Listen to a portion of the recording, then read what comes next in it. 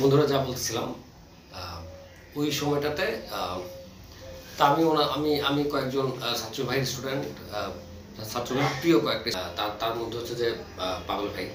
তো পাগল ভাইকে কাছ থেকে দেখা সব উনি রেল স্কুলে পড়ালেখা করছে, উনি একবার সিনিয়র। তো খুবই চমৎকার একটা ছেলে, চমৎকার একটা মানুষ।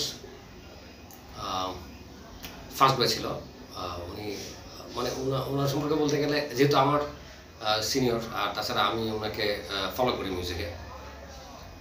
আমার মিউজিক সেন্স আমার কাছে উনি হচ্ছে খুবই রেসপেক্টেড। তো ওনাকে ওনার ভাইয়ের সাথে ওনারা পাহাড়ে গান টান করতো, বন্ধুরা আড্ডা মারতো।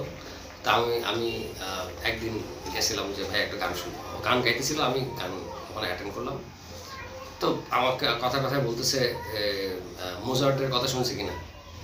তাই বললাম না, আমি তো মোজার্ট চিনি না।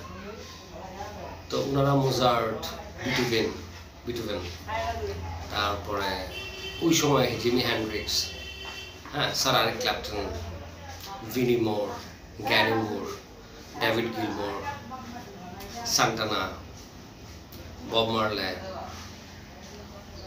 তারপরে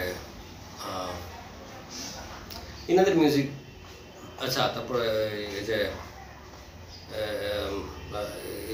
ব্যান্ডটার নাম জানি কি, ডোরস ব্যান্ড, তারপরে ওই যে রেইনবো, হ্যাঁ, অথবা রেইনবো, তারপরে কুইন ব্যান্ড, হ্যাঁ, এনাদের গান শুনতো। নস্টালজিক ব্যাপার স্যাপার, এই নামগুলো মনে হলো যেন নস্টালজিক হয়ে গেছে এখন টোটালি। কত রাত যে গেছে গানগুলো শুনতে শুনতে আমার। তো আমি আসলে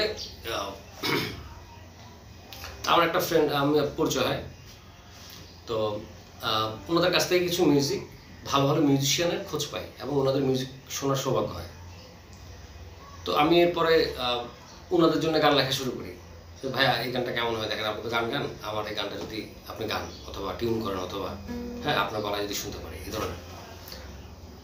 তো পাউল ভাই একবার আমার একটা গান কম্পোজ করে দিয়েছিল এবং উনি গাইছিল গানটা তাৎক্ষণিক। আমি নিয়ে গেলাম, উনি বললো যে দেখি তো।